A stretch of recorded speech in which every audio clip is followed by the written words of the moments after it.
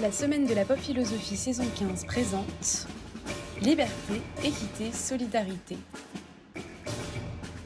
Une approche philosophique, sociologique, artistique, littéraire et pop à la fois. Du libre arbitre à l'éloge de l'inégalité, de la liberté du saumon au nouveau visage de la censure.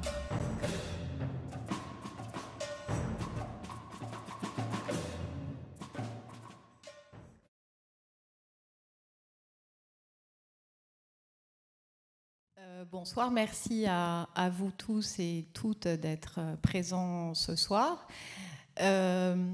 Françoise Gaillard, vous êtes spécialiste d'histoire des idées, de philosophie et de littérature, notamment de l'œuvre de Gustave Flaubert. Vous avez enseigné à... Ça, c'est ce que dit mon Wikipédia. Ah, qui n'est pas bon, puisque j'ai une homonyme et qu'ils ont fusionné. D'accord, mais quand même de littérature. Donc mes sources sont mauvaises, mais quand même de littérature du 19e. Surtout de philosophie. Bon, philosophie et littérature. Peu importe. Vous avez enseigné à Paris 7, ça c'est vrai ou pas? Parce que mon Wikipédia dit que j'ai 86 ans, donc les gens me disent toujours comment faites-vous pour... Bon, en tout cas, vous êtes une habituée de la semaine de la pop philosophie. Et nous avons hier parlé de liberté avec Jean-Pierre Changeux et Gaspard Koenig pour la soirée inaugurale. Et avec vous, ce soir, on va parler d'égalité et d'équité. Donc je vais vous laisser la parole pour une trentaine de minutes. Je vous retrouve ensuite pour une discussion et qui sera suivie de vos questions. Donc n'hésitez pas à y réfléchir et à les préparer pour tout à l'heure. Merci. Bonsoir. Malgré la fatigue due aux suites d'un mauvais Covid, je n'aurais pour rien au monde raté ce rendez-vous de pop philosophie, d'abord en raison de l'amitié qui m'unit à Jacques et aussi pour l'intérêt de ces rencontres avec le public. Alors j'ai un petit peu changé de titre et je l'appellerai au fond l'équité pour les nuls et votre serviteur inclus, hein, ne vous inquiétez pas. Alors la France, et je ne vous apprendrai rien, est une république indivisible, laïque, démocratique et sociale. Elle assure l'égalité devant la loi de tous les citoyens sans distinction d'origine, de race ou de religion. C'est le texte qui paraît dans la Constitution de 1958, qui est toujours en vigueur, puisque c'est celui de la Ve République. Alors, vous l'avez compris, ce texte reprend l'esprit de la Déclaration des droits de l'homme et du citoyen qui fait partie de notre patrimoine national. La parution en français, assez tardivement par rapport à la sortie aux États-Unis, donc en 1987, de l'ouvrage d'un philosophe John Rawls qui s'appelait Théorie de la justice, 1871, dans lequel le philosophe américain défend l'idée qu'une société juste doit être équitable, écoutez bien, équitable et non égalitaire, a réveillé de vieux débats autour du grand principe qui est au fondement de la République, l'égalité, et a réinterrogé cette autre forme de justice qu'en son temps, Aristote, car Rawls n'a rien inventé, qu'Aristote, donc en son temps, plaçait au-dessus de l'égalité l'équité. Alors, l'équité est devenue à la mode comme l'engouement pour le commerce équitable, lequel d'ailleurs n'a pas résisté, chute du pouvoir d'achat oblige, il n'a pas résisté à la recherche par les consommateurs des produits de moindre coût. Donc, le commerce équitable, hélas, en a pris ça n'était pas très, très profitable. Alors, l'égalité, Ce principe de justice devrait-il être ringardisé par l'équité? Ce principe de justice qui, depuis 1880, s'affiche fièrement avec ses deux acolytes au fronton de nos mairies et autres bâtiments publics. Liberté, égalité, fraternité. Cette égalité, pour laquelle, nous dit Tocqueville, les peuples démocratiques ont, et je cite Tocqueville, une passion ardente, insatiable, éternelle, au point de la placer au-dessus de la liberté. Et j'abrège le texte, mais dans ce texte, il nous dit qu'il préférait être esclave plutôt que de renoncer à l'égalité. Tous esclaves, au moins, plutôt que de renoncer à l'égalité. Alors, l'adoption de ce principe, l'égalité, ne s'est pas fait sans heurts ni retour en arrière. Un seul exemple qui me plaît tout particulièrement par son caractère fallacieux, lequel souligne paradoxalement la crainte que cette égalité inspire aux gouvernants, surtout autocrates, est celui-ci. Au lendemain du coup d'État du 9 décembre 1859, arrivé au pouvoir du prince-président, fut promulgué le décret suivant qui me met en joie. Les emblèmes les plus respectables perdent ce caractère quand ils ne rappellent que les mauvais jours. Ainsi, ces trois mots, liberté, égalité, fraternité, forment par eux-mêmes une touchante devise. Mais, et vous savez que tout est toujours dans les mais, comme on ne les a vus paraître qu'à des époques de troubles et guerres civiles, leur inscription grossière sur les édifices publics attriste et inquiète les passants. Veuillez donc les faire effacer. Alors, j'adore tout particulièrement dans ce décret la sollicitude des politiques à l'égard de leurs concitoyens. Vous l'avez compris, c'est pour leur éviter l'abattement que leur provoquerait le rappel des heures sombres auxquelles cette touchante devise, dont, entre parenthèses, la paternité généralement attribuée à Robespierre, est attachée. C'est à cause de cela, donc, qu'il faut l'ôter à leur vue. Ainsi, ce vandalisme d'État serait dicté par le souci du bon moral de la population. Mais si, soyons soupçonneux, vous et moi, le risque de démoralisation ne lui venait pas à cette population d'une mémoire douloureuse, mais d'une mémoire héroïque, et là j'entends les différentes luttes, que l'inadéquation entre les principes affichés et la réalité dont ils font quotidiennement l'expérience risquerait de réveiller. Et si, en ce siècle, le 19e, que Chateaubriand appelait celui des tempêtes et des révolutions, cette inadéquation criante faisait naître quelques prurites de révolte et ne venait alimenter les luttes. Et si, en la voyant quotidiennement, les Français en venaient à s'interroger. Sont-ils aussi libres que l'affiche le fronton des édifices publics? Chaque citoyen est-il l'égal de l'autre? Et en quel sens est-il frère de son voisin de palier? S'agit-il plutôt d'une liberté fictive, d'une égalité formelle, d'une fraternité hypocrite qui est celle du loup dans la bergerie?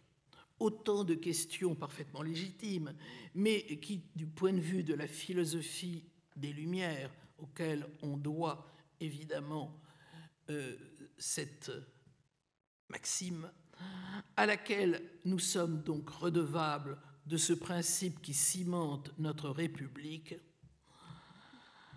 ces questions sont à côté de la plaque, car elles témoignent d'une mauvaise lecture du préambule de la Déclaration des droits de l'homme et du citoyen. Vous le connaissez par cœur, les hommes naissent libres et égaux en droit.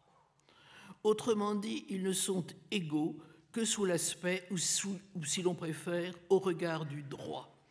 L'égalité pour le législateur de 1789 est donc une idée juridique, ce qui signifie en gros que la loi est la même pour tous. Il en résulte que la justice chargée de la faire appliquer doit être aveugle. Alors là, est-ce que quelque chose va apparaître? Oui. Et vous voyez la représentation bien connue de la justice, un bandeau sous les yeux. Là, c'est une image de la déesse qui représente la justice. Je peux vous montrer ce que ça devient, mais ça passe pas. Voilà, ça peut devenir simplement une sorte d'icône ou de symbole. Alors, dans les faits, bien évidemment, on sait qu'il lui arrive à cette justice de contrevenir à cette exigence. Et vous voyez là une image de la justice, une autre image de la justice, ou une image où la justice est malicieuse ou coquine, où vous voyez bien que de cet aveuglement, c'est-à-dire de cette impartialité qui sont consubstantielles de la justice, elle a envie de nous dire « mon œil ». Mon œil, et en fait, la justice n'obéit pas à ses propres principes, elle se fait peut-être à la tête du client, ou comme on dit dans les journaux, dans la langue de bois qu'on leur connaît, une justice à deux vitesses. Au fond, ce que nous dit cette image, c'est qu'il y a une sorte de mensonge dans ce soi-disant aveuglement. Alors, revenons un peu en arrière. Ce qui est venu brouiller la conception purement juridique de l'égalité, qui était celle du législateur de 1789, c'est la montée des inégalités économiques qui ont coïncidé avec l'avènement et le développement de la société industrielle. Autrement dit, l'économie s'est invitée dans le principe d'égalité. Je ne m'attarderai pas parce qu'on pourra questionner cela et je voudrais en arriver au point qui m'importe le plus. Donc, c'est à cause de cette égalité de droit, le principe de l'égalité de droit, qui était à l'origine celui du législateur de 89, que l'égalité a fait l'objet de nombreuses critiques. Ce qu'on a reproché à l'égalité, je vais très très vite, c'est son formalisme et son abstraction. Au fond, ce principe fait fi de la situation concrète des individus qu'il traite comme s'il s'agissait d'individus situés hors de tout contexte historique, social ou politique. Et le bandeau de la justice, quand il n'est pas soulevé de manière à la fois ironique, malicieuse et perverse, le bandeau de la justice est un signe d'indifférence aux différences. Cette critique est illustrée par la boutade cynique d'Anatole France, qui me plaît beaucoup. La loi est la même pour tous. Elle interdit aux pauvres comme aux riches de dormir sous les ponts. Donc voilà une loi, le principe, où la loi est effectivement la même pour tous. Alors, première critique, c'est son formalisme et son abstraction. Elle ne tient pas compte des situations, etc. Pauvres comme riches ne doivent pas dormir sous les ponts. Deuxième critique, c'est le flou. Le flou qui porte sur le tous. Quel est ce tous attributaire de l'égalité de droit? C'est clair, pour le législateur de 89, ce tous, ce sont les citoyens. Et bien évidemment, les femmes, il y a d'autres catégories, mais les femmes en particulier, en sont exclues. Pour Aristote, qui est la référence au législateur des Lumières, qui pourtant s'inquiète du fait que l'égalité formelle ne permet pas d'instaurer une société dans laquelle s'accomplirait l'idéal de justice, eh bien ce tous, qu'est-ce que c'est que ce tous, tous égaux en droit, qu'est-ce que c'est que ce tous? Ce sont les hommes libres, ce qui veut dire qu'en sont exclus, bien sûr les femmes, mais les étrangers, les esclaves, etc. Voilà les principales critiques que je résume grossièrement, qui ont été faites à l'égalité formelle. Mais est-ce qu'elles suffisent à nous faire nous demander si le juste selon la loi est bien ennemi du juste social? Autrement dit, faut-il pour autant jeter le principe républicain de l'égalité avec l'eau du bain de la permanence de certaines injustices sociales? Ne faut-il pas mieux le conserver en le rendant plus juste grâce à son ouverture aux populations exclues de son tous? C'est la thèse, et c'est ma deuxième partie, c'est la thèse que je voudrais en quelques mots défendre contre le bricolage compensatoire du principe d'équité qui a séduit les social-démocraties. Comme l'ont montré les critiques faites depuis l'Antiquité, notamment par Aristote dans l'Éthique à Nicomaque, la conception exclusivement, et je m'y attarde, juridique de l'égalité peut se révéler contraire à la réalité de la justice, ce qui l'empêcherait de servir de principe d'instauration d'une société véritablement juste. Vous voyez que je me réfère à Aristote car on n'a pas attendu le philosophe américain Rawls et sa théorie de la justice pour se poser ce type de question.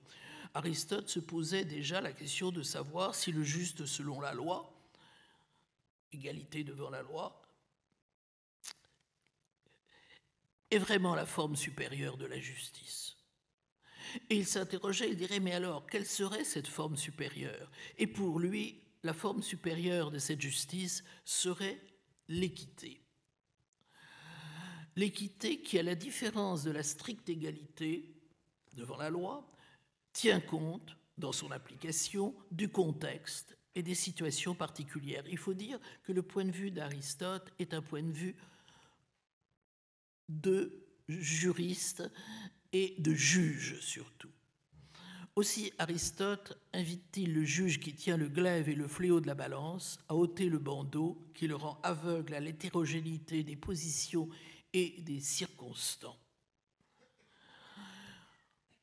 Égalité, et j'insiste, équité, vous l'aurez compris, sont deux principes de justice, qui, même s'ils ont une étymologie commune, aicus, pour certains théoriciens s'opposent en leurs principes, pour d'autres, plus pragmatiques, se complètent. Et vous avez compris que c'est le cas d'Aristote. Et Aristote nous dit, ce qui fait la difficulté, c'est que l'équitable, tout en étant juste, n'est pas juste selon la loi, mais un correctif de la justice légale. Et malgré tout, il se dit qu'il y a deux formes de justice, l'égalité, qui est une forme de justice supérieure, l'équité, l'égalité, qui est une forme de justice supérieure, et un autre principe qui la restaure, cette égalité, là où elle vient à pécher, en la complétant par l'équité. Le point de vue d'Aristote semble non seulement clair, mais empreint de bon sens. On aurait envie de lui donner raison sur toute la ligne si une petite phrase dont la fonction est de résumer son argumentaire ne permettait pas d'introduire le loup du philosophe américain Rawls dans la bergerie. Voilà ce que dit Aristote, voilà la petite phrase qui permet au loup à entrer dans la bergerie de l'égalité. L'équitable, tout en étant juste, n'est pas juste selon la loi, mais un correctif de la justice légale. Mais, comme le dit le présentateur de l'émission Rendez-vous avec Monsieur X, n'allons pas trop vite, en besogne. Si on ouvre à la rubrique égalité versus égalité, le moteur de recherche Google, voilà ce qui apparaît en premier. Et je cite, Je n'invente rien. L'égalité, c'est donner à tout le monde la même paire de chaussures. L'équité consiste à donner à chacun une paire de chaussures qui lui convient. Alors c'est simple, c'est assez drôle, mais c'est peut-être un peu court. D'ailleurs, ça me rappelle une anecdote où je me trouvais en pays d'Ogon. C'était à la veille de l'Aïd, et il y avait un marché avec toutes sortes de surplus qui venaient des États-Unis, et il y avait un petit garçon pieds nus et qui voulait absolument avoir des chaussures pour l'Aïd. Et je décide de lui offrir une paire de chaussures, et je lui dis choisis une paire de chaussures. Mais lui aussi, il a pris une paire de chaussures. Chaussures égale chaussures. Mais je lui dis, mais essaye, non, c'est chaussures. Donc, donner à tout le monde la même paire de chaussures. En tout cas, c'est moins cynique que la boutade d'Anatole France, qui, sous couvert d'adhésion au principe de l'égalité absolue, dénonce par l'absurde, évidemment sauf pour les intégristes de l'ordre public qui ne supporteraient pas que les pauvres dorment sous les pots, d'ailleurs personne d'autre, l'arrogance de la société bourgeoise qui se drape dans le grand principe démocratique de l'égalité de tous devant la loi, pour ne pas laisser sa bonne conscience troublée par les inégalités de fait. La loi est la même pour tous. Voilà un autre exemple, tout aussi cynique. Eh bien oui, autrefois, au moment de la Révolution, vous savez qu'il y avait eu des débats au moment de voter. Un homme, est-ce qu'il fallait voter par ordre ou en fonction des individus? Vous savez, on s'est battu pour un homme, une voix. Eh bien là, dans l'égalité, c'est un homme, un chèque. Donc, voilà, on ne va pas se plaindre, chacun a un chèque. À chacun, la même chose. À chacun, le même traitement. Voici un autre exemple. Et là, il s'agit de faire passer un test. Chacun sera traité avec équité.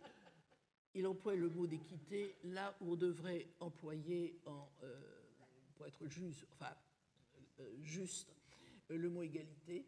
Vous ferez tous le même test, vous allez monter sur l'arbre. Et donc, à chacun, le même traitement. Revenons une dernière fois à Aristote, et après je vous promets quelques images. Revenons une dernière fois à Aristote, qui, toujours pour nous éclairer, nous propose la distinction suivante, un peu plus subtile que celle de Google. L'égalité, dit-il, est un principe de justice commutative, tandis que l'équité est un principe de justice distributive. Alors évidemment, ces termes techniques ne font peut-être que différer notre compréhension. Vous connaissez le principe des questions gigognes par les enfants. Hein? Bah oui, d'accord, mais alors qu'est-ce que c'est que la justice commutative? Bon. Donc, effectivement, question gigogne. Donc revenons, qu'est-ce que c'est que la justice commutative? Eh bien, c'est un mot compliqué pour dire une chose très simple. C'est un principe de justice qui ignore ou qui ne tient pas compte des différences ou des inégalités d'état ou de situation entre les individus et traite chacun de la même façon ou donne à chacun la même part. On l'a vu avec un homme, un chèque. Tandis que la justice distributive, elle, donne à chacun la part qui lui revient en fonction de son mérite, de sa situation, de ses besoins. Soit un exemple concret, par exemple celui des allocations sociales. Elles peuvent être attribuées de façon strictement égalitaire, c'est-à-dire que le montant soit le même quel que soit le revenu des bénéficiaires, ou être soumises à condition de revenus, inégalité économique ou autres handicaps sociaux. Et d'ailleurs, je me souviens que ce qui me choquait quand j'étais enfant, c'était qu'il y avait une réduction égale sur les titres de transport en commun pour les familles nombreuses, sans égard à la réalité de leur situation financière. Il faut dire que j'avais une amie extrêmement riche et qui en bénéficiait. Alors, un dessin valant souvent mieux que des propos abstraits, fût-il signé Aristote, en voici un. Vous l'avez peut-être déjà vu, car il a beaucoup circulé, il a beaucoup circulé sur les réseaux sociaux où il a été commenté de façon très diverse, tantôt pour en faire l'apologie de l'équité, tantôt, au contraire, pour dénoncer sa mystification libérale qui vise à la stabilisation des social-démocraties. Le voilà. Alors, regardons-le parce que je vais y rester un certain temps. Qui voit-on? C'est simple, on voit 3 personnages de tailles différentes qui, derrière une barrière qui leur en cache la vue, tentent de voir un match de baseball. Alors, il y a une situation, il y a pas une chose à noter, mais que les commentateurs, que j'ai pu, qu'ils soient pour ou contre, qu'ils soient en faveur de l'égalité ou en faveur de l'équité, n'ont absolument pas pris en compte. En fait, si on regarde bien, ils sont tous dans une même situation d'exclusion par rapport à ceux qui se trouvent dans les tribunes. Mais vous voyez, cette réalité pourtant importante est rendue invisible à celui qui regarde le dessin par l'évidence du message qu'il veut nous délivrer. Il y a une supériorité de l'équité en termes de justice par rapport à l'égalité. Sur l'image de gauche, chaque personnage dispose d'une caisse identique sur laquelle monter pour mieux voir. Ça, c'est l'égalité. Une caisse à chacun, comme le chèque à chacun, comme etc. Vous voyez, c'est une égalité comptable, indifférente à la différence de morphologie entre les 3 personnages. Un homme, une caisse. On pense d'ailleurs à la cartouche de cigarettes hebdomadaire distribuée aux soldats du temps du service militaire, qu'ils soient ou non fumeurs. Un soldat, une cartouche de cigarettes. Remarquez, ça permettait des trafics et peut-être de créer d'autres inégalités d'ordre financier en essayant de les revendre, mais ça, c'est un autre problème. Cette caisse leur a-t-elle été donnée? Si oui, par qui? L'ont-ils apporté parce qu'ils savaient qu'ils se trouveraient séparés du spectacle par une barrière? Autant de questions importantes qui ne sont pas ici posées. Résultat de cette égalité de traitement, le plus petit des 3 ne peut toujours rien voir, d'où la conclusion à laquelle nous conduit par sa perverse évidence, toujours terrible l'évidence, côté pervers de l'évidence, par sa perverse évidence, cette image, égalité de droit, une caisse à chacun, est une injustice de fait. Alors maintenant, on en arrive à l'image de droite. Cette fois, la répartition des 3 caisses a été faite en tenant compte de leur différence, la différence de taille des personnages. Résultat, tous 3 jouissent d'une même vue sur le stade. Et là, la conclusion, encore une fois, s'impose. L'équité en tant que correctif apporté à l'égalité égale justice.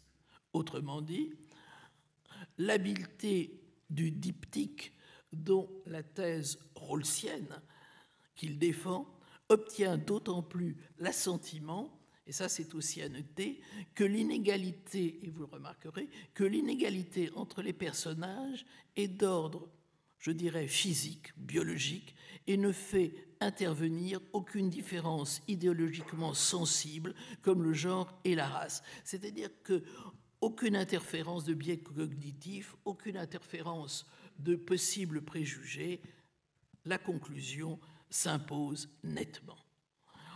Le problème, évidemment, c'est que cette justice, jugée à l'aune des seuls résultats, contrevient au principe de l'égalité pour lequel, vous vous en souvenez, Tocqueville disait que les peuples démocratiques avaient une passion ardente, etc. La question qu'elle pose, c'est que le personnage de petite taille ne peut voir le match grâce à une inégalité de traitement. 2 caisses. Eh bien, cette inégalité de traitement, elle a un nom. Elle s'appelle une discrimination positive, dont l'un des paradoxes, et je m'approche de ma conclusion, dont l'un des paradoxes consiste à chercher à arriver à l'égalité, ce serait soi-disant le but, par le moyen de l'inégalité. C'est un problème. C'est un problème parce qu'on peut toujours se poser la question de la contamination des fins par les moyens. Je terminerai donc sur cette question, la discrimination positive comme moyen paradoxal qu'il faut manier avec précaution. Je vous l'ai dit, c'est le nom donné à une politique d'avantage ou de traitement préférentiel accordé aux membres d'une minorité qui se trouve dans une situation d'inégalité systémique. On sait très bien qu'aux États-Unis, où elle a été mise en œuvre à partir des années 60 pour résoudre le problème des minorités noires après l'obtention de l'égalité des droits, civil rights, on préfère dire affirmative action. Discrimination positive ou affirmative action, c'est sémantiquement parlant moins stigmatisant et surtout cela évite le terme qui fait juridiquement problème, c'est le terme de discrimination. N'oublions pas que dans le code pénal, la loi sanctionne la discrimination.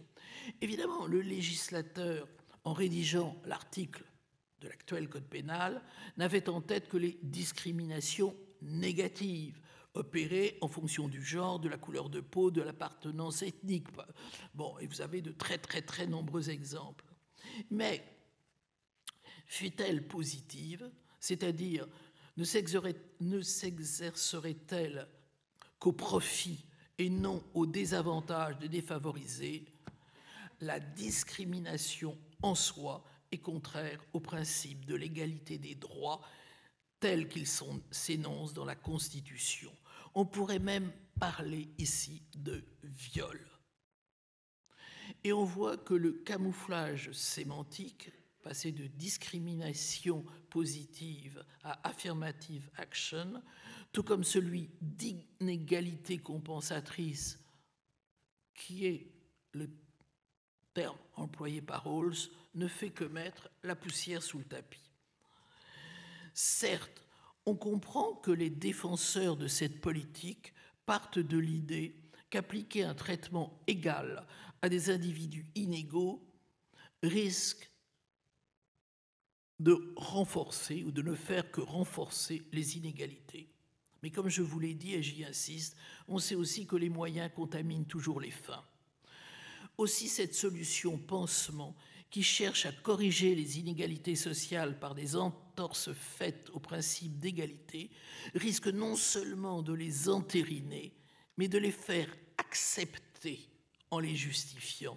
Et certains propos de Rawls peuvent le laisser à penser. Je le cite, « Une société juste n'est pas une société égalitaire, c'est une société équitable. Soit, c'est ce que nous dit ce petit dessin. Il essaie de nous en convaincre. Soit, mais, et vous savez que tout est toujours dans le mais, et je continue à le citer, toutes les inégalités ne sont pas à suspecter. Certaines sont même utiles, car pour qu'une société soit dynamique, il faut qu'il y ait de l'émulation, et celle-ci suppose des différences et donc des inégalités. Nous y voici. La chose est confirmée.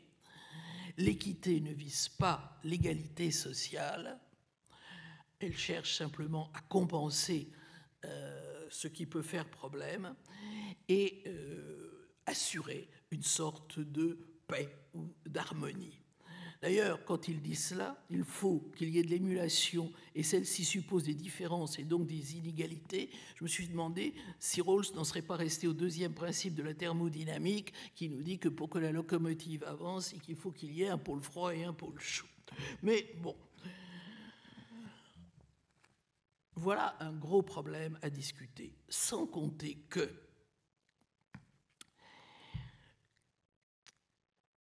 même dans ces objectifs compensatoires, la discrimination positive, dans le court terme, peut se montrer contre-productive. Et je terminerai là-dessus avant de vous montrer quelques images. En effet, il ne faut pas oublier une chose fondamentale. La lutte pour l'égalité est toujours une lutte pour la reconnaissance et donc pour la dignité. Or, la discrimination positive aboutit souvent, 1. à la stigmatisation. Je suis désolé à ma voix à cause de problèmes liés à cette foutue fin de Covid. Or, la discrimination positive souvent aboutit, 1. à la stigmatisation des bénéficiaires qui se sentent dévalorisés. Pourquoi? Et qui se trouvent aussi en but à la suspicion sur leurs compétences réelles. Moi, je me souviens d'avoir enseigné dans des universités américaines et d'avoir des collègues noirs me disant « Ah, je ne suis pas une affirmative action. » Ben oui, je ne l'ai pas obtenu, mon poste, parce que je suis une affirmative action. Je ne le dois pas à une discrimination positive. Vous voyez donc qu'il peut y avoir un risque de stigmatisation des bénéficiaires qui sont en but à la suspicion. Il y a aussi, à l'inverse, le ressentiment des individus non concernés par ces mesures préférentielles, notamment lorsqu'il s'agit de quotas. Ce sont des discriminations inversées où les catégories traditionnellement favorisées se retrouvent confrontées à des pratiques elles-mêmes discriminatoires. Je passe, mais il y a de très nombreux arrêts qui ont été donnés par suite de plaintes auprès de la Cour suprême aux États-Unis d'étudiants blancs se plaignant de ne pas avoir été retenus au concours d'entrée dans telle ou telle école, alors que leur note était supérieure à celle d'autres qu'il fallait favoriser. Donc vous voyez que ça pose des problèmes. Ensuite, parce qu'en identifiant ces bénéficiaires à un groupe particulier, elle renforce la revendication d'appartenance et donc aboutit à l'accroissement de la segmentation du corps social. En fait, on le voit, en créant des inégalités au bénéfice de quelques-uns, elle déplace l'injustice au lieu de la combattre. Alors quoi? Eh bien, il me semble, et c'est là où je voulais en venir, il me semble qu'il faut préférer à ce raccommodage qui, en contrevenant au principe d'égalité, constitue une entrave majeure au fonctionnement de la démocratie. Et se livrer à la place de ce raccommodage à un véritable combat pour changer les mentalités. Et il y a du boulot, je ne vous le fais pas dire. Regardons des images sur le problème de l'emploi et du handicap, sur évidemment le problème des différences entre grimpe, c'est facile, mais évidemment, les échelons sont plus difficiles du fait de leur écartement pour pouvoir parvenir au sommet. Ou bien, j'adore ça, les femmes, voilà. De quoi se plaint-elle? On lui a déroulé le tapis rouge. Et des exemples, etc. Il y en a de très nombreux, où ici, désolé robot, mais pour le même travail, on a trouvé qu'une femme nous coûtait moins cher que toi. Vous les connaissez, tous ces problèmes, etc. Donc, d'ailleurs, François Giroud disait qu'on saurait vraiment que la lutte pour l'égalité des femmes eh bien, serait arrivée au bout de ce qu'elle cherche à atteindre lorsque une femme incompétente occupera la même fonction qu'un homme aussi incompétent. Alors, cela voulant dire que pour occuper une fonction, la femme doit se montrer beaucoup plus compétente, beaucoup plus travailleuse. C'est ce que disait d'ailleurs Simone Veil. Alors, comment éviter que la notion d'équité n'en vienne à ruiner celle d'égalité, dont l'exigence est et doit être au cœur de toute société démocratique? Telle est la vraie question. Liberté, égalité, fraternité. Ces valeurs républicaines issues du souffle de la Révolution ont toujours revêtu un caractère d'objectif et d'utopie. Qu'elle ne se soit jamais incarnée totalement dans la réalité n'est pas une raison pour les considérer comme obsolètes. Et ce qui nous conduirait, sous l'influence de penseurs libéraux, de Rawls, à vouloir les remplacer par libéralisme, équité, individualisme. L'abolition des privilèges ne fut pas conquise une fois pour toutes dans la nuit du 4 août 89. Certains de ces privilèges furent décapités, d'autres surgirent ou renaissaient, ou en sont venus à renaître. L'égalité n'est pas un fétiche célébrant la victoire de la société bourgeoise sur la société de l'Ancien Régime, pas plus qu'elle n'est une mystification destinée à masquer l'inégalitarisme de fait du capitalisme. C'est, et j'y insiste, un idéal politique qui doit servir de vecteur à toutes les luttes citoyennes. C'est pourquoi, contrairement à ce que disait le décret du prince-président imposant l'effacement de la doctrine républicaine sur les murs des bâtiments publics, elle ne doit pas être une source d'abattement, mais de dynamisme. En pensant trouver chez Rawls un nouveau paradigme de justice sociale, en remplacement d'un marxisme tombé en désuétude,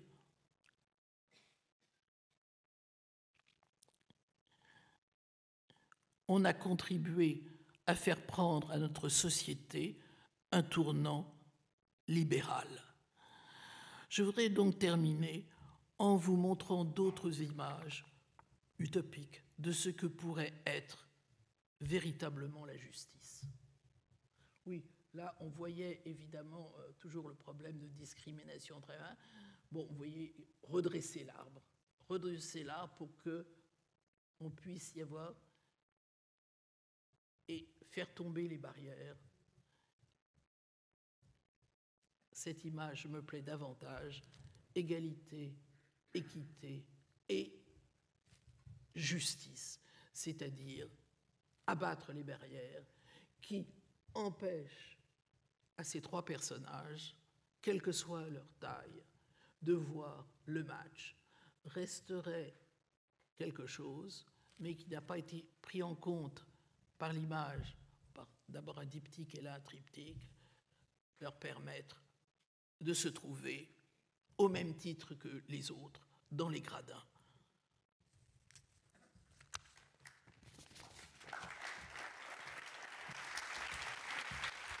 C'était un peu long. Non, ça va.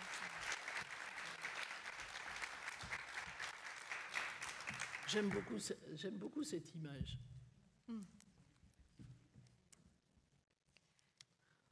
J'en avais une autre, mais je ne sais pas. Non. Laissons celle-là. Merci Françoise Gaillard pour cette conférence. Donc on a compris que vous penchiez plutôt pour l'égalité que pour l'équité, s'il fallait choisir, préférer l'un des deux termes, et que selon vous l'équité peut conduire à l'individualisme, au libéralisme, à une forme de séparation entre les groupes et les individus et de stigmatisation paradoxalement. Mais je me demandais quand même si on voulait quand même mobiliser ce troisième terme de la devise républicaine, la fraternité que Jacques Serrano a transformé en solidarité dans cet intitulé de la semaine de la pop philosophie.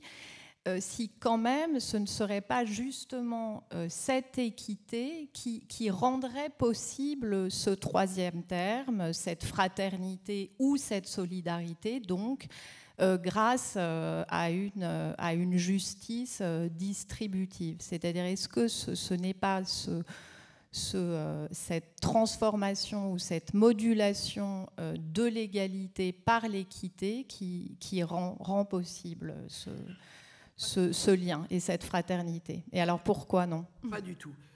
D'abord, bon, je ne me suis pas occupé là, de la fraternité. Pourquoi pas du tout? D'abord, vous l'avez compris,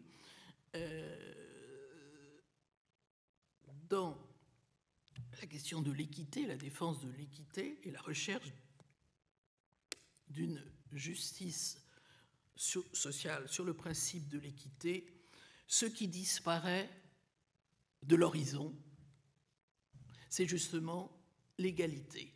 L'égalité comme principe supérieur de justice.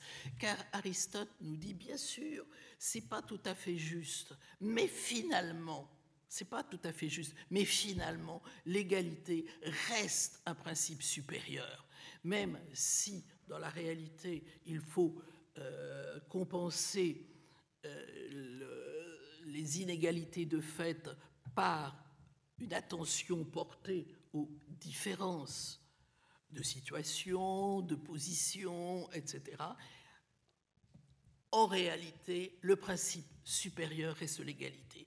Et donc, ce principe d'équité me paraît être de nature à démobiliser les luttes sociales,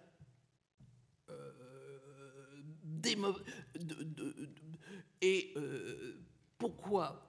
Parce que, à la limite, comme je vous l'ai dit que ça faisait entrer le loup dans la bergerie, c'est qu'à la limite, eh ben, au fond, on peut s'accommoder, hein, accommodons-nous d'une société inégalitaire.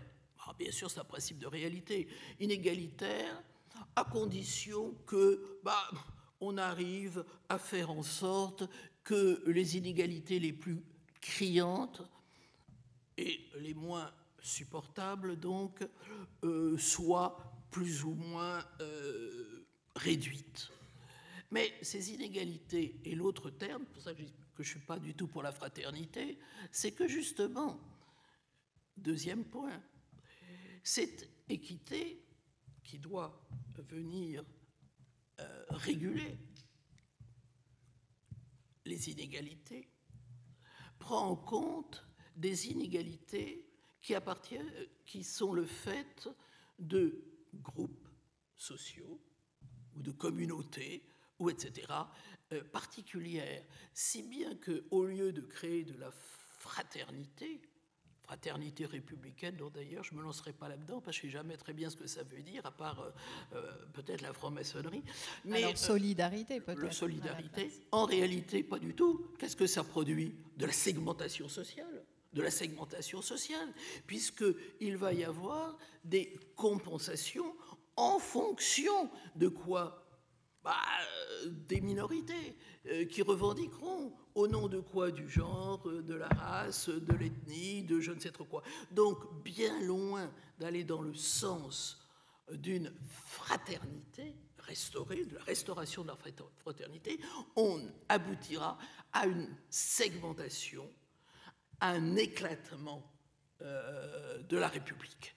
Vous voyez donc, je ne dis pas, encore une fois, je ne dis pas que l'égalité est une chose qui existe. Ce pourquoi je prêche, c'est pour le... Si je prêche, je ne prêche pas, mais ce qui, disons, ce vers quoi je pencherai, c'est pour qu'on conserve, en tout cas, comme horizon d'utopie, hein, cette chose non réalisée et peut-être irréalisable, mais qui maintient le principe de lutte et qui, bien plus que l'équité, du coup, travaille à une sorte de solidarité, hein, de solidarité réelle, vous voyez, de sens.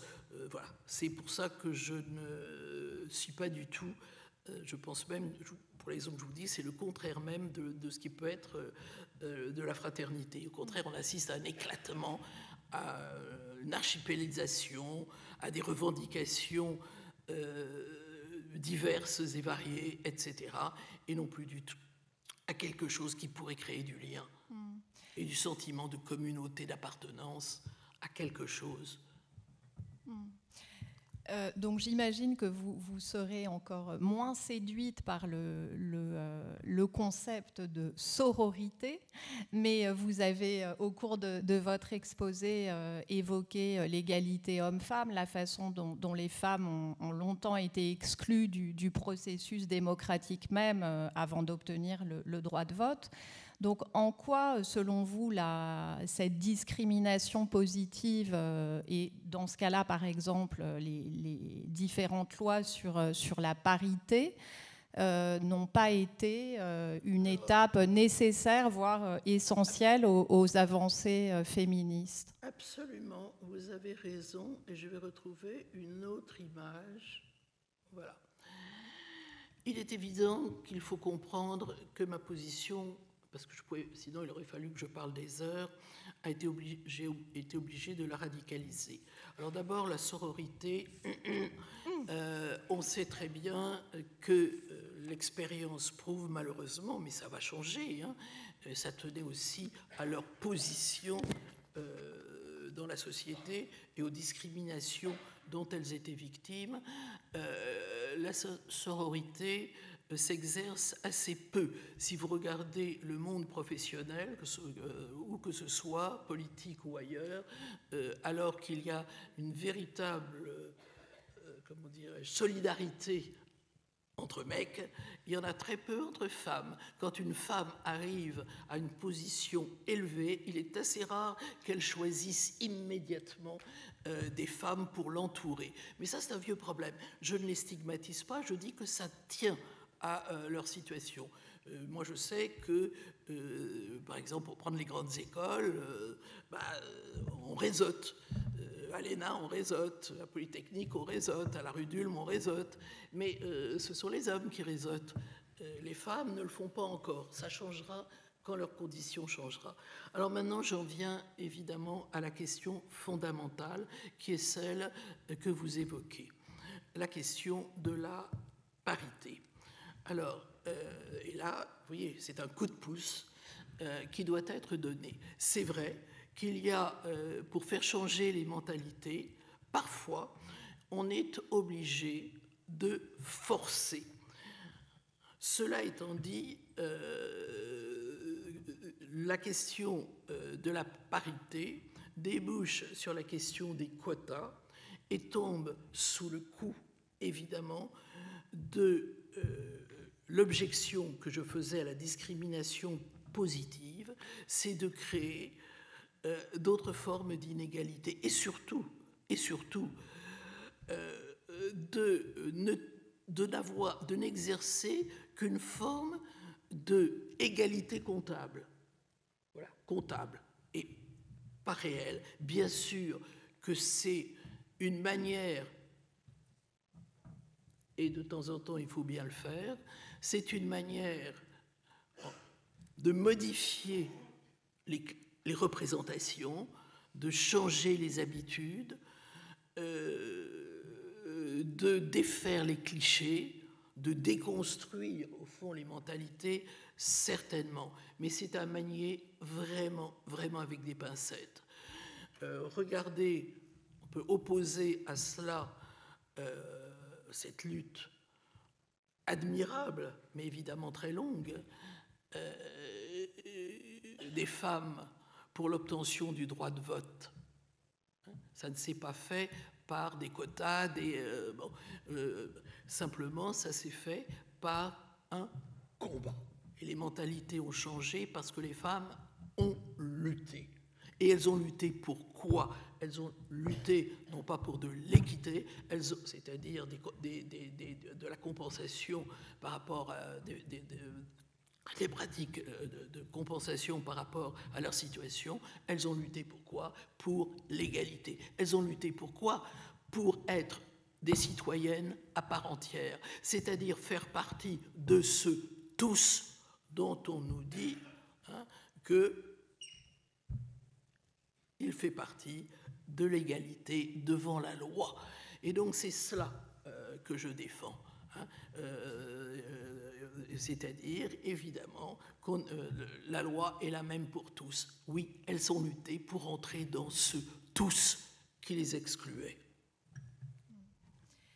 Et est-ce que vous pourriez peut-être préciser un petit peu le cadre chronologique ou nous donner quelques bornes peut-être, enfin, vous avez ce soir beaucoup cité Aristote et donc on a bien compris que l'équité n'est pas une notion moderne spécifiquement. Mais est-ce que il y a quand même pour vous un tournant, un moment où ce thème s'impose dans le débat public? Est-ce que donc la date de 1971 que vous avez rappelée au moment où paraît aux États-Unis la théorie de la justice de Rawls qui n'est traduite en France qu'en 87, donc ce décalage est aussi intéressant. Est-ce que vous le situeriez à ce moment-là, dans les années 70? Est-ce qu'on peut dire que ça arrive après les 30 Glorieuses, au moment où les inégalités peut-être se démultiplient ou se creusent? Enfin, oui, sur le cadre un peu historique. Oui, il est bien évident, mais alors là, c'est toute une réflexion qu'il faudrait mener là-dessus. Comme je l'ai dit, la question s'est posée aux États-Unis tout de suite après l'obtention des droits par les Noirs. Rappelons-nous que dans la Constitution, il y avait de la ségrégation, faisait partie de la Constitution américaine. Donc l'obtention des droits a posé un certain nombre de problèmes, et particulièrement le problème de l'égalité, de l'inégalité de situation dans lequel se trouvait, de l'inégalité systémique dans lequel se trouvait cette minorité qui venait d'obtenir des droits égaux. Oui, mais bon. Donc tout ça a joué un rôle extrêmement important. Et je crois que quand on a lu Rawls en France, on a minimisé le contexte américain dans lequel ce livre a été écrit. Et cela est très important. Deuxièmement, la question que vous posiez des Trois Glorieuses, donc la France. À quel moment cette question de l'équité a surgi? Eh bien, au moment où, sur fond d'éclipse des luttes sociales qui ont coïncidé avec, je dirais, une diminution du pouvoir des syndicats, avec aussi une transformation sociale qui faisait que le début de désindustrialisation faisait qu'il y avait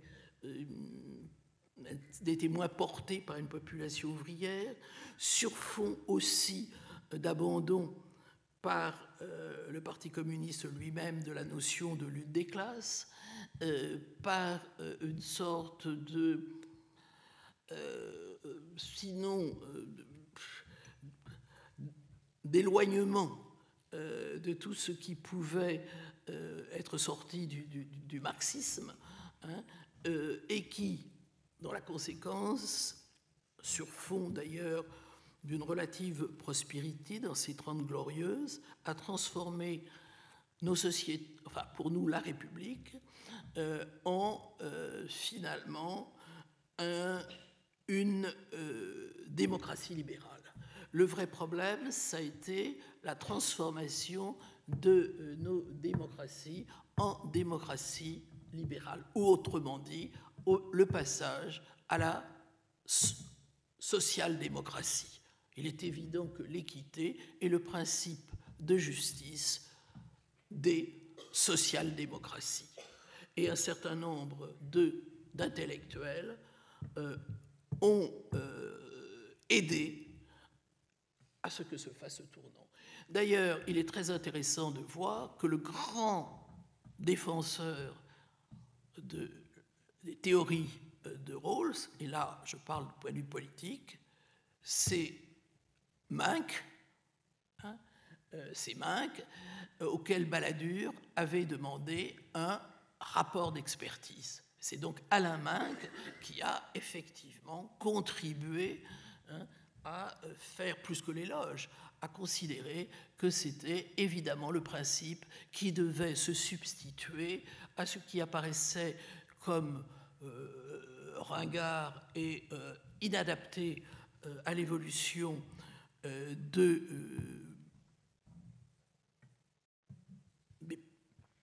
différents pays, des différentes sociétés qui étaient d'ailleurs aussi confrontées à la mondialisation, et qu'il a mis en avant pour l'opposer évidemment à l'égalité.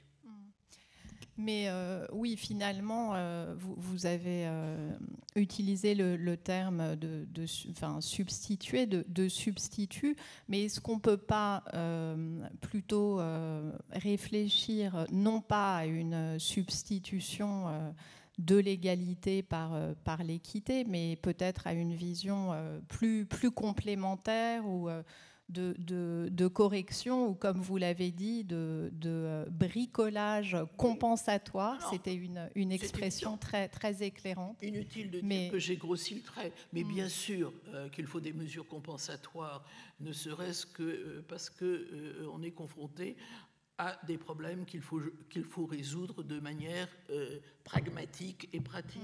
Donc il est évident. Mais moi je ne me situais qu'au niveau des principes. Et j'avais peur que du coup ça ne finisse par faire oublier les principes qui doivent rester moteurs. Alors bien sûr qu'il faut au jour le jour, et même pas, il faut bien qu'il y ait des mesures compensatoires, c'est évident.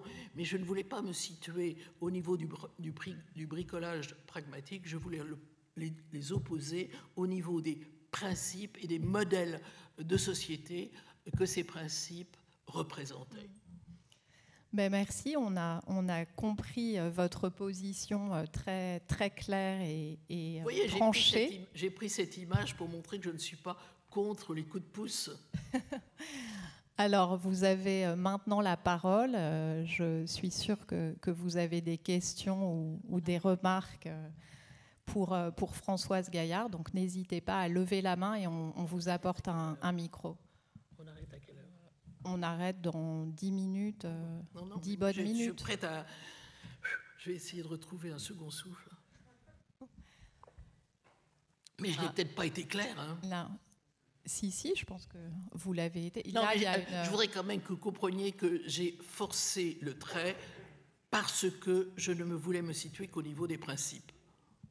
Voilà. Oui, bonsoir. Moi, je vais animer la table ronde d'après, donc bonsoir à tous. J'ai une question, c'est comment vous pouvez dire que la parité n'est pas l'égalité, puisqu'à la fin, en théorie, on arrive à 50-50 ? C'est ma seule question. Ça s'appelle quand même l'égalité, ça. Hein, ou alors, je ne sais pas ce que c'est. Et par ailleurs, comment vous pouvez dire que ce sont des quotas et que ce n'est pas un combat, alors que la parité à l'Assemblée nationale, elle n'a pas été imposée parce que Lionel Jospin était très sympathique. C'est à l'issue de dizaines d'années de combat quand même des femmes. On est d'accord. Donc voilà, c'est mes deux questions. Mais 50-50, est-ce que vous croyez que cette, entre guillemets, égalité comptable correspond au principe d'égalité ? C'est ça pour vous l'égalité ?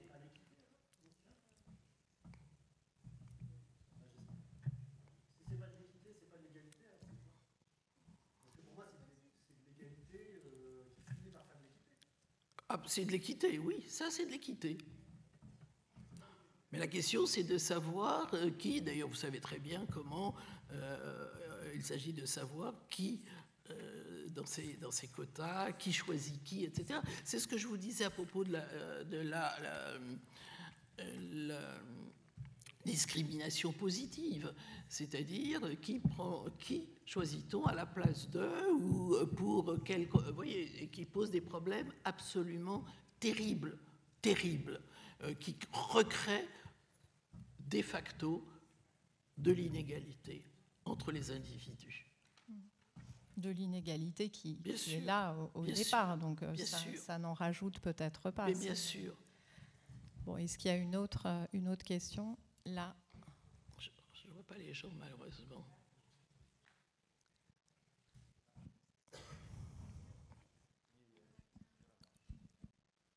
Bonjour, merci d'avoir secoué nos neurones. Je suis un petit peu étonnée en tant qu'enseignante de vous avoir entendu toujours parler d'égalité de droits, et nous, on nous parle toujours d'égalité des chances. Et donc, je voulais avoir votre position là-dessus. Alors, il est évident que... bon, j'ai pris l'égalité des droits parce que je voulais reprendre le principe à sa racine, le principe d'égalité. Mais dans le tous dont je parlais, l'élargissement du tous, il s'agit bien évidemment de faire en sorte que puisse entrer dans le tous. C'est ça le combat pour l'égalité. C'est pas de, vous voyez, c'est pas de donner une caisse en plus. Il s'agit de faire entrer dans le tous égaux, etc., ceux qui pour l'instant en sont exclus et qui en sont exclus aussi pour des raisons de ce que vous appelez, enfin, de ce qui est une égalité des chances, c'est-à-dire du lieu où vous habitez, de l'école où vous allez, etc.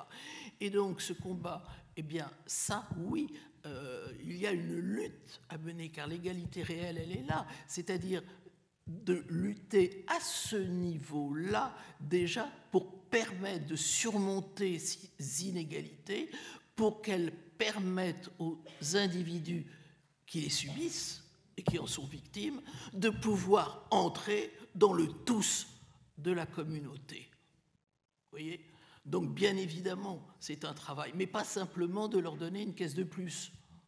Oui, donc on n'a pas la barrière. Absolument, absolument. L'inclusion, c'est pour ça que je prenais, c'est pas leur donner une caisse de plus, puis leur dire, et puis maintenant, on vous a donné une caisse de plus, c'est très bien, ne nous emmerdez plus. Le vrai problème, c'est ça. C'est d'arriver à les faire entrer dans ce tous. Et le vrai combat pour l'égalité, pour moi, c'est celui-là. C'est pour ça que je disais, dans le principe, la loi est la même pour tous. Qui sont ces tous ? Qui sont ces tous ? Eh bien, l'égalité la lutte pour l'égalité des chances, le travail qui est fait, c'est justement d'élargir la catégorie du tous, de l'élargir à tous.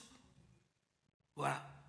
Alors que l'équité ne le fait pas. Elle va compenser et leur donner des droits spécifiques. Et donner des droits spécifiques, évidemment, ça segmentarise. Et ça ne crée pas un tous. Je ne vois pas, moi. Attendez, peut-être on va vous donner un micro.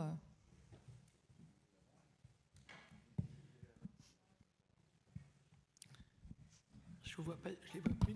Ça marche. Voilà, je suis Jean-Pierre Jameux, philosophe. Mais Jean-Pierre Jameux, philosophe, mais pas médiatisé. Je rajouterai parce que vous me connaissez. Pardon, je n'ai pas entendu. Jean-Pierre Jameux, je m'appelle. Oui. Philosophe, je suis philosophe, mais je ne suis pas médiatisé. Donc, non, mais dans ce débat, je vois qu'il y a un angle mort terrible. Vous parlez toujours de politique. En fait, il y a un ordre naturel dans la nature, et vous n'en parlez pas du tout. Vous faites un combat entre les hommes et les femmes, alors que pourquoi faire la synthèse déjà entre un homme et une femme qui, par l'amour, qui vont vers le même chemin, et ça recoupe. Faire une synthèse, en fait, entre, vous séparez égalité et équité. Mais en fait, l'égalité, c'est en fait la diversité des... Il y a un paradoxe, c'est que l'égalité, c'est l'inégalité des gens, qui ont des qualités différentes. Et l'équité, c'est le problème théorique. Mais en fait, le problème théorique, il est l'essence qui va donner la diversité. Si vous faites comme Platon une idée qui est dans le ciel, il faut la faire chuter, l'idée, dans les choses qui vont permettre de partir de ce combat entre les femmes et les hommes, la diversité, l'essence ou les principes. Et voilà donc il y a un angle mort, vous parlez toujours politique, et puis l'ordre naturel de l'univers, on est dans le cosmos ici. Non, mais... Non, voilà. mais attendez, là, on parlait d'un principe de droit, on ne parlait pas des inégalités naturelles. C'est ça que je reproche, moi. Où il y a, avant l'homme, il y a un ordre. Des tordus, des moches, des beaux, des pas gros, gentil, des maigres. Mais par rapport à qui, tordu ? Non, mais l'ordre avant... Non, mais là, vous entrez dans un autre problème. Il faut changer de perspective. Attendez, vous entrez dans un autre problème. Et vous avez raison de soulever cette question, qui montre aussi, puisque vous voulez parler des questions aussi de la nature, qui est très, très intéressante. On voit très bien les inégalités aussi. Et là, parmi les inégalités des chances, il y a toutes les inégalités environnementales. Bon, on sait très bien ce qu'il en est. Mais comme le disait très justement Jean-Paul Sartre, il disait « il n'y a pas de catastrophe naturelle ». Il n'y a pas de catastrophe naturelle parce que les catastrophes, tremblements de terre, éruptions, tout ce que vous voulez, n'ont pas du tout les mêmes conséquences, hein, selon le lieu où vous vous trouvez. Et nous le savons. Donc, là aussi, il y a bien des inégalités, mais des inégalités de fait. Le principe d'égalité que je défends peut lutter contre ces inégalités de fait dans la mesure des possibilités, bien sûr. Pourquoi pas s'y attaquer, s'y atteler, faire en sorte que justement il n'y ait pas de catastrophe naturelle, qu'il n'y en ait pas, que ce ne soit plus la même chose. Et ça va dans le même sens de ce que je vous disais pour l'inégalité des chances, par rapport à l'inégalité des chances. Oui, mais là, vous partez de Sartre, mais il y a Pascal aussi. On est faible par rapport à l'univers, on n'est rien du tout. Là, vous parlez toujours de Sartre, c'est l'existence avant l'essence. Bien sûr, il veut la liberté absolue, brutale, même absurde. Mais Pascal, lui, vous ne voyez pas quand même qu'il y a une foi en quelque chose? Pas de Dieu. Spinoza disait la nature. Pourquoi pas la nature aussi? Pourquoi toujours me ramener Dieu aussi à quelque chose de transcendant? Ou alors faire Sartre, alors aller dans la laïcité la plus totale, Heidegger, l'anilisme. Vous voyez, il faudrait revenir un peu plus de bon sens pour que les gens aient le même sens et pas arrêter ces guerres. Il y en a qui parlent de néant. Les philosophes, c'est le néant. Heidegger. C'est la folie, ça. Oui, non, mais je suis d'accord. Mais là, vous posez un autre problème qui n'était pas celui dont je voulais parler, ouais, mais sans que pour autant il ne soit pas intéressant. C'est le problème de la liberté. Mais c'est encore autre chose. Mais vous relativisez le problème, là. Vous ne voyez pas que le cosmos en général. Ben écoutez, merci pour ces questions. On a 10 minutes de pause et on se retrouve après pour la deuxième partie de la soirée. Merci.